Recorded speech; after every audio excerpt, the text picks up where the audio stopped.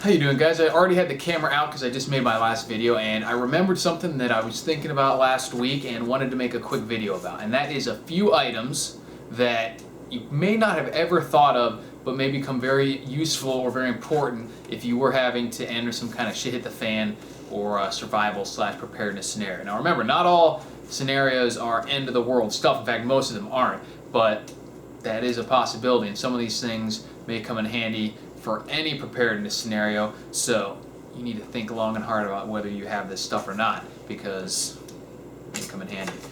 The first one is paper plates and plastic utensils and other disposable cookware and stuff like that, because if you were in like a power outage type scenario or a blizzard or something like that where you don't have normal utilities up and running, it may be a pain in the ass at the very least, or a waste of prime resources to try and wash dishes and stuff by hand.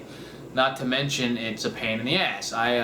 For a while, I used nothing but disposable dishes and silverware in my normal day-to-day life because I hated doing dishes so much. And if you had to like heat the water by a fire and stuff like that, and scrub in a big, Rubbermaid tote or something to do your dishes, this may be a better way to do it, at least for a short-term scenario. For long term, you definitely want to have a way to be able to clean dishes and stuff like that, but if your power's out for 2 weeks or something, maybe just want to switch to the paper plates and plastic silverware and save yourself a lot of hassle and a lot of stinky, crusty dishes. So that's something to think about. Keep those on hand. The next would be aluminum foil. There is no more versatile way to cook things than with aluminum foil. And speaking of dishes, if you may want to line pans and stuff with aluminum foil, or you can cook directly in it, and it'll protect the thing from getting crusty with burnt food. You can just crumple up and throw it away, or you can cook on aluminum foil directly on like a fire grate or something like that. Very useful. Also useful to build impromptu Faraday cages if you need to.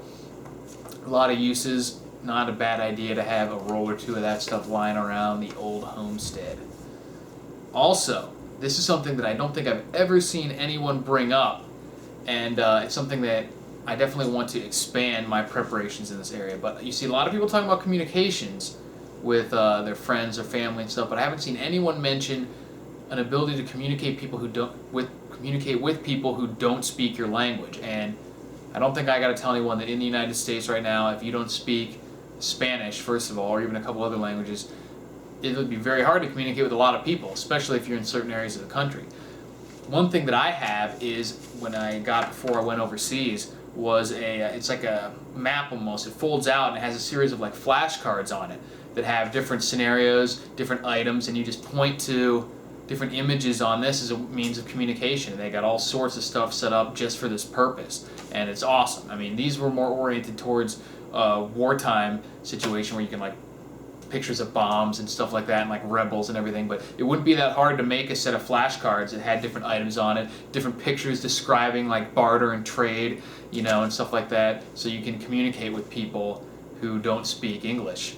And that's something that'd be really easy to take care of, and very useful if you ever needed it.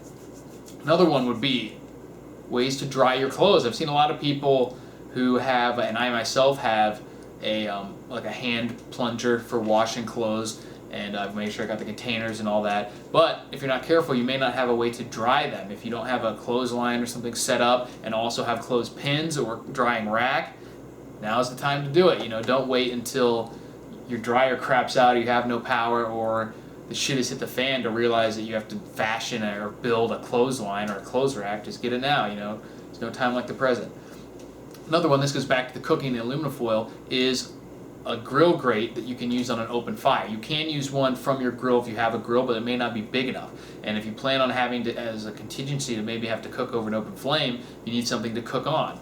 And you can improvise ways like this if you have to, with sticks and everything, especially if you have the aluminum foil, you can cook directly on the coals, but that's not always going to be how you want to do it, so it's not hard to go get a metal grate, and that's sized enough to fit over a decent sized fire. So something to think about. You can even get some that have little legs for camping and stand up on their own, or you can fashion anything that it can sit on. That's not important.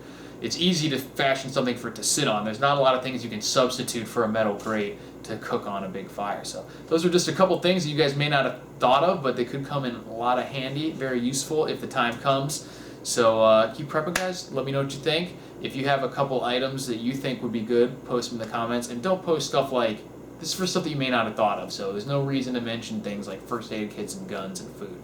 Hopefully anyone watching my videos knows that they should be prepared with a little bit of food, first aid kit, and self-defense. So in this video comments, I want you guys to put stuff that you might not have thought of, and but they could come in handy. So let me know what you guys think, and I'll talk to you later.